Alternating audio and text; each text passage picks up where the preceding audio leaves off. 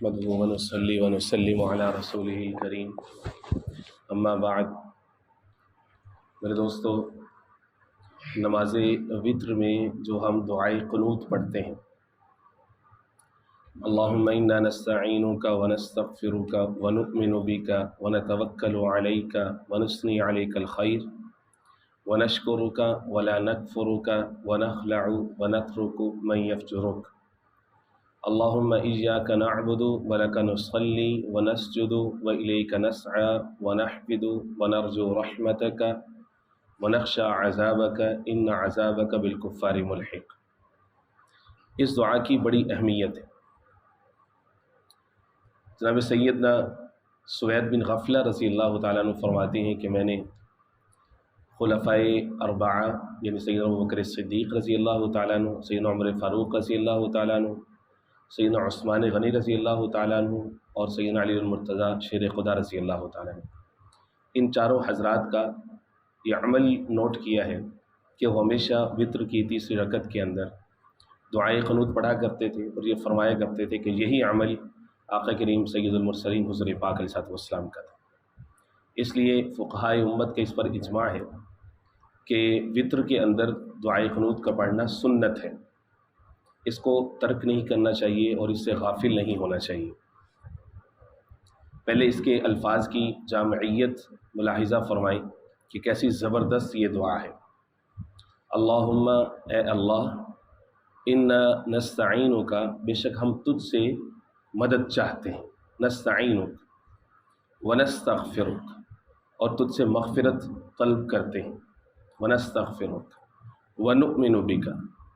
کیوں ہم تجھ سے مدد چاہتے ہیں، کیوں تجھ سے مغفرت چاہتے ہیں، بخشش کیوں چاہتے ہیں، ونؤمن بک، کیونکہ ہم تجھ پر ایمان رکھتے ہیں۔ جس پر ایمان ہوتا ہے تو انسان کیا کرتا ہے، ونؤمن بک ونتوکل علیک، ہم تجھ پر توکل کرتے ہیں، ہمارا بھروسہ تجھ پر ہے، ونتوکل علیک ونثنی علیک الخیر، جس پر انسان بھروسہ رکھتا ہے تو کیا کرتا ہے، اس کی تعریفیں کرتے ہیں، ونثنی علیک الخیر، اور ساری تیرے لیے اچھی تعریفیں کرتے ہیں، ونثنی علیک الخیر ونشکرک۔ دیکھیں اللہ سے وعدے کیا کیا ہو رہے ہیں، ذرا یہ دیکھیں وعدے کیا کیا ہو رہے ہیں اللہ سے جو نماز میں ہم کرتے ہیں وتر کے اندر، ونثنی علیک الخیر ونشکرک، تیرا شکر ادا کرتے ہیں، ولا نکفرک، تیری نافرمانی نہیں کرتے، تیری ناشکری نہیں کرتے، ونشکرک ولا نکفرک ونخلع ونترک من یفجرک، ونخلع، اور ہم جدائی اختیار کرتے ہیں، الگ ہو جاتے ہیں، ونترک، اور ہم چھوڑ دیتے ہیں، من یفجرک، ہر ایسی ذات کو، ہر ایسے شخص کو، ہر ایسی طاقت کو، من یفجرک، جو تیری نافرمان، تیرے کسی بھی باغی نظام سے، تیرے کسی بھی باغی شخص سے، کسی بھی طاغوتی طاقت سے ہم اس سے خلا اختیار کرتے ہیں، ہم اس سے الگ ہوتے ہیں، یہ وعدہ کرتے ہیں ہم۔ یہ دعائے قنوت کا پہلا نصف حصہ ہے، جس میں انسان اس انداز میں اللہ رب العزت سے کچھ وعدے کر رہے، تعریفیں کر رہے، اور اللہ رب العزت کو اس بات کا یقین دلانے کی کوشش کرتے ہیں کہ اللہ میں تو بھروسہ ہی تجھ پہ کرتا ہوں۔ یہ ہم روزانہ کرتے ہیں، روزانہ رات کو سونے سے پہلے جو آخری نماز ہے وتر کی، اس کے اندر ہم یہ کرتے ہیں۔ دیکھنے کی بات یہ ہے کہ کیا اگلے دن جب اگلی صبح ہوتی ہے، جب عمل کی باری آتی ہے، جب ہم اپنے کام کاروبار پریکٹیکل لائف میں جب نکلتے ہیں، تو کیا ہم ان وعدوں پر عمل کر رہے ہوتے ہیں؟ کیا ہماری مدد طلب کرنے کا محور صرف اللہ کی ذات ہوتی ہے؟ ونستغفرک، کیا ہم اللہ سے بخشش چاہ رہے ہوتے ہیں دن کے اوقات میں؟ کیا ہم اللہ کے شکر گزار بندے ہوتے ہیں؟ کیا جو ہم نے رات وتروں میں وعدہ کیا تھا کہ اللہ جو تیرا باغی ہے، ہمارا اس سے کوئی تعلق نہیں ہے، جو نظام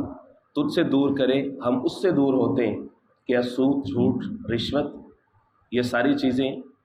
کہ جو اللہ رب العزت نے جو منع کی ہیں، اللہ کی حدیں ہیں، کہ اگلے دن پریکٹیکل لائف میں ہم ان سب چیزوں سے باز آتے ہیں؟ یہ ہمارے لیے لمحہ فکری ہے،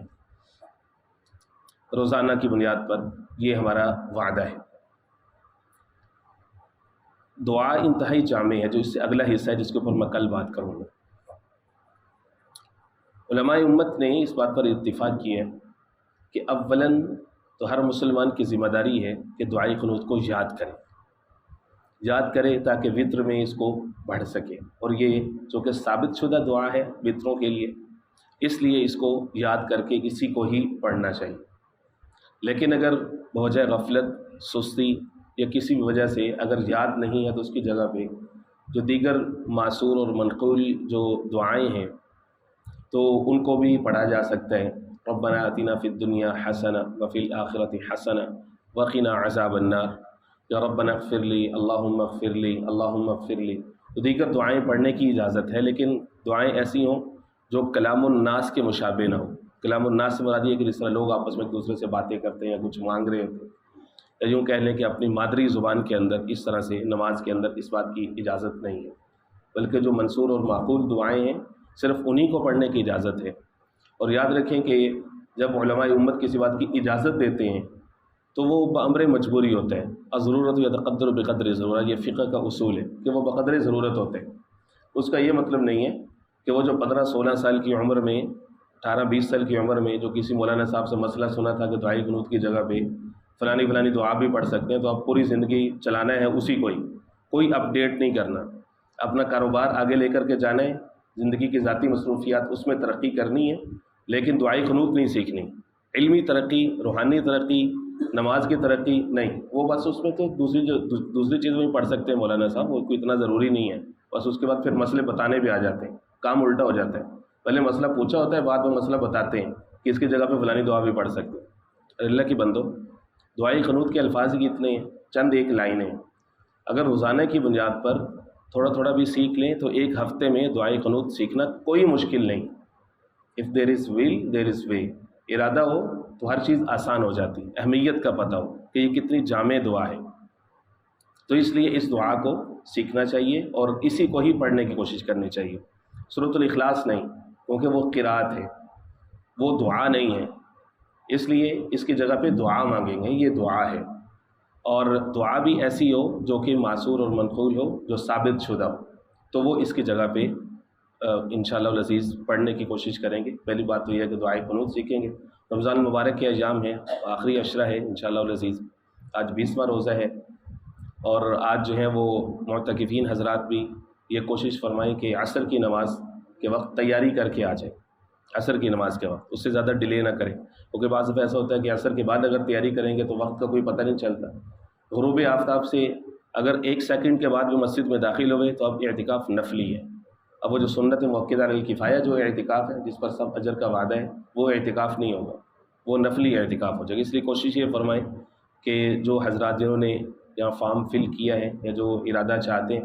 رکھتے ہیں بیٹھنے کا، تو وہ عصر کے وقت تک آ جائیں، تاکہ ان کے لیے کچھ ہدایات یا کچھ گزارشات جو ان سے کرنی ہے اعتکاف کے معمولات کے حوالے سے، تو وہ پھر ان سے عصر کے بعد ان سے کر دی جائیں، تو اس لیے یہ کوشش فرمائیں۔ رب العزت سمعی نصیب فرمائے۔ بسم اللہ الرحمن الرحیم، اللہم صلی علی محمد النبی الامی وعلی آلہ واصحابہ وبارک وسلم تسلیما کثیرا کثیرا۔ اللہم انت السلام ومنک السلام وإلیک یرجع السلام، حینا ربنا بالسلام، تبارکت یا ذا الجلال والإکرام۔